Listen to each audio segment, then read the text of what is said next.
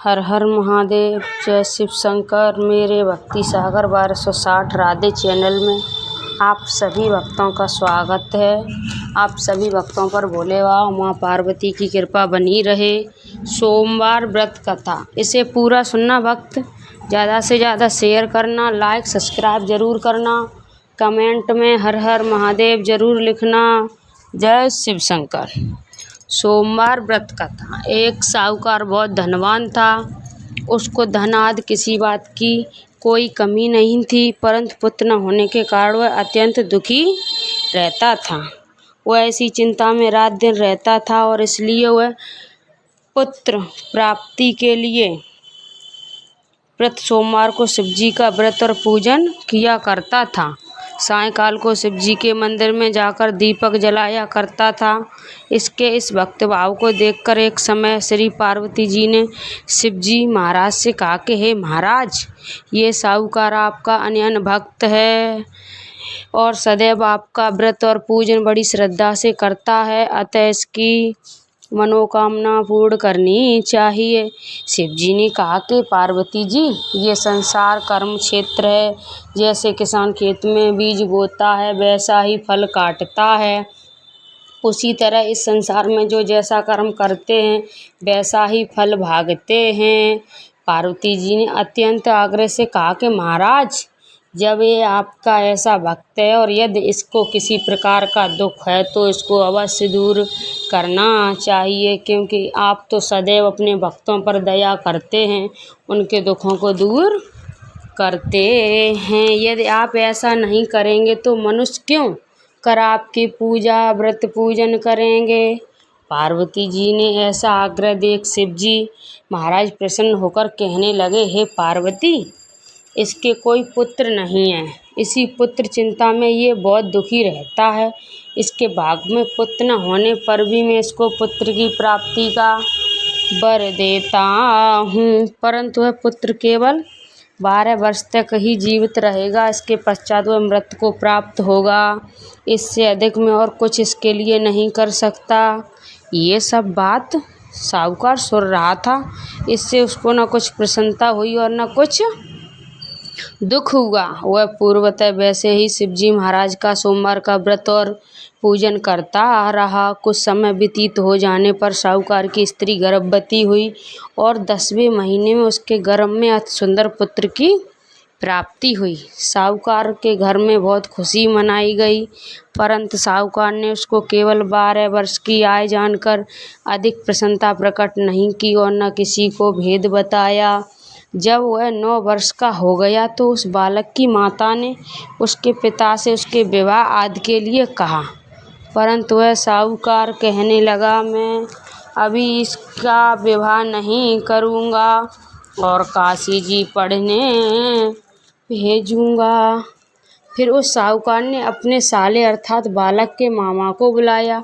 उसको बहुत सा धन देकर कहा, तुम इस बालक को काशी जी पढ़ने के लिए ले जाओ और रास्ते में जिस जगह भी जाओ वहाँ यज्ञ करते, दान देते तथा ब्राह्मणों को भोजन कराते जाओ। इस प्रकार वह दोनों मामा भांजे सब जगह यज्ञ करते और ब्राह्मणों को भोजन कराते जा रहे थे। रास्ते में उनको एक शहर पड़ा। उस शहर के राजा की कन्या का विवाह था और दूसरे राजा का लड़का जो विवाह के लिए बारात लेकर आया था वह एक आँख से काना था। लड़के के पिता को इस बात का बड़ी चिंता थी, कहीं वर को देख कन्या के माता पिता विवाह में किसी प्रकार की अड़चन पैदा ना कर दें। इस कारण जब उसने अति सुंदर सेठ के लड़के को देखा तो मन में विचार किया, क्यों न दरवाजे के समय इस लड़के से वर का काम ले लिया जाए। तो ऐसा विचार कर राजा ने उस लड़के और उसके मामा से कहा तो वह राजी हो गए और साहूकार ने लड़के का स्नान आदि करा, वर के कपड़े पहना तथा घोड़ी पर चढ़ा दरवाजे पर ले गए और बड़ी शांति से सब कार्य हो गए। अब वर के पिता ने सोचा, यदि विवाह कार्य भी इसी लड़के से करा दिया जाए तो क्या बुराई है। ऐसा विचार करके उसके मामा से कहा, यदि आप फेरों और कन्यादान का काम भी करा दें तो आपकी बड़ी कृपा होगी और हम इसके बदले में आपको बहुत सा धन देंगे। उन्होंने स्वीकार कर लिया और विवाह कार्य भी बहुत अच्छी तरह हो गया। परंतु जिस समय लड़का जाने लगा तो उसने राजकुमारी की चुन्नी के पल्लों पर लिख दिया कि तेरा विवाह तो मेरे साथ हुआ है, परंतु जिस राजकुमार के साथ तुमको भेजेंगे वह एक आँख से काना है और मैं तो काशी जी पढ़ने जा रहा हूँ। उस राजकुमार ने जब अपनी चुन्नी पर ऐसा लिखा हुआ पाया तो उसने राजकुमार के साथ जाने से इनकार कर दिया और कहा कि ये मेरा पति नहीं है, मेरा विवाह इसके साथ नहीं हुआ है, वह तो काशी जी पढ़ने गया है। कुमारी के माता पिता ने अपनी कन्या को विदा नहीं किया और बारात वापस चली गई। उधर सेठ का लड़का और उसका मामा काशी जी पहुंच गए। वहां जाकर उन्होंने यज्ञ करना और लड़के ने पढ़ना शुरू कर दिया। जब लड़के की आयु 12 वर्ष की हो गई तब एक दिन उन्होंने यज्ञ रच रखा था कि उस लड़के ने अपने मामा से कहा, मामा जी आज मेरी तबीयत कुछ ठीक नहीं है। मामा ने कहा अंदर जाकर सो जाओ। लड़का अंदर जाकर सो गया। थोड़ी देर में उसके प्राण निकल गए। जब उसके मामा ने आकर देखा कोई मुर्दा पड़ा है तो उसको बड़ा दुख हुआ और उसने सोचा मैं अभी रोना पीटना मचा दूंगा तो यज्ञ का कार्य अधूरा रह जाएगा। अतः उसने जल्दी से यज्ञ का कार्य समाप्त कर ब्राह्मणों के घर जाने के पश्चात रोना पीटना आरंभ कर दिया। संयोगवश उस समय शिवजी महाराज और पार्वती जी उधर से जा रहे थे। जब उन्होंने जोर जोर से रोने पीटने की आवाज़ सुनी तो पार्वती जी शिवजी को आग्रह करके उसके पास ले गईं और सुंदर लड़के को मरा हुआ देखकर कहने लगीं कि महाराज ये तो उसी सेठ का लड़का है जो आपके वरदान से पैदा हुआ था। शिवजी ने कहा कि पार्वती जी इसकी आयु इतनी ही थी, वे भोग चुका है। पार्वती जी ने कहा कि महाराज कृपा करके इस बालक को आय दो, नहीं तो इसके माता पिता तड़प तड़प कर मर जाएंगे। पार्वती जी ने इस प्रकार बार बार आग्रह करने पर शिवजी को उसको वरदान दिया और शिवजी महाराज की कृपा से लड़का जीवित हो गया।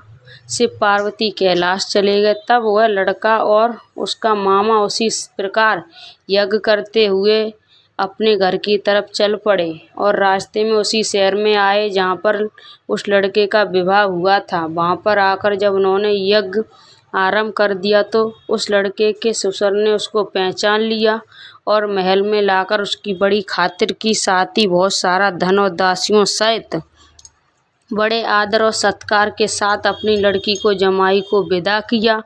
जब वह अपने शहर के निकट आए तो उसके मामा ने कहा कि पहले मैं तुम्हारे घर जाकर खबर कर आता हूँ। उस समय उसके माता पिता अपने घर की छत पर बैठे हुए थे और उन्होंने ये प्रण कर रखा था कि यदि हमारा पुत्र सकुशल घर आया तो राजी खुशी नीचे आ जाएंगे, नहीं तो छत से गिरकर अपने प्राण दे देंगे। इतने में उस लड़के के मामा ने आकर ये सारा समाचार दिया कि आपका पुत्र आ गया है, परंतु उसको विश्वास न आया। तब उसके मामा ने शपथ पूर्वक कहा कि आपका पुत्र अपनी स्त्री तथा बहुत सारा धन लेकर आया है। तो सेठ ने बड़े आनंद के साथ उनका स्वागत किया और वह बड़ी प्रसन्नता के साथ रहने लगे। इसी प्रकार जो कोई भी सोमवार का व्रत धारण करता है अथवा इस कथा को पढ़ता है या सुनाता है उसके दुख दूर होकर उसकी समस्त मनोकामनाएं पूर्ण होती हैं।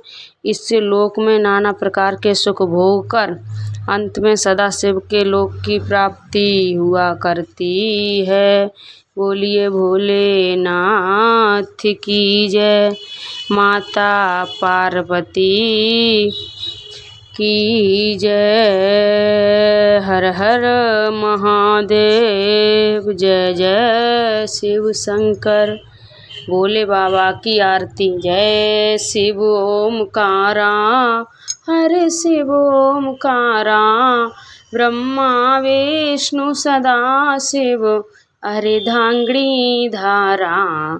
जय शिव ओमकारा, एकानन चतुरानन, पंचानन राजे, हंसासन गरुड़ासन, वृषवाहन साजे। जय शिव ओमकारा, दो भुज चार चतुर्भुज, दस भुज ते सोहे तीनों रूप निरखते त्रिभुवन जन मोहे। जय शिव ओमकारा जय माला वनमाला मुंडमाला धारी त्रिपुरारी कंसारी वरमाला धारी। जय शिव ओमकारा श्वेतांबर पीतांबर बागांबर अंगे सनकादित्य ब्रह्मादित्य भूतादित्य संगे। जय शिव ओमकारा कर में श्रेष्ठ कमंडल चक्र त्रिशूल धरता जग करता जग हरता जग पालन करता। जय शिव ओमकारा ब्रह्मा विष्णु सदा शिव जानती अविवेका प्रणवाक्षय के मंदे ये तीनों एका। जय शिव ओमकारा तिरगुण शिव की आरती जो कोई नर गावे कहत शिवानंद स्वामी मन वांछित फल पावे। जय शिव ओमकारा हर शिव ओमकारा ब्रह्मा विष्णु सदा शिव जानती अर्धांगिनी धारा। जय शिव ओमकारा बोलिए भोलेनाथ की जय पार्वती मैया की जय। आप सभी भक्तों को मैंने सोमवार व्रत कथा सुनाई और शिव जी की आरती सुनाई, उसमें मैंने कुछ गलत बोला हो तो आप सभी भक्त मुझे माफ़ करना। इस वीडियो को ज़्यादा से ज़्यादा शेयर करना, लाइक करना, सब्सक्राइब करना, कमेंट में हर हर महादेव ज़रूर लिखना। बोलिए भोले बाबा की जय। हर हर महादेव शंभु हर हर महादेव शंभु। जय भोलेनाथ जय जय भोलेनाथ हर हर महादेव।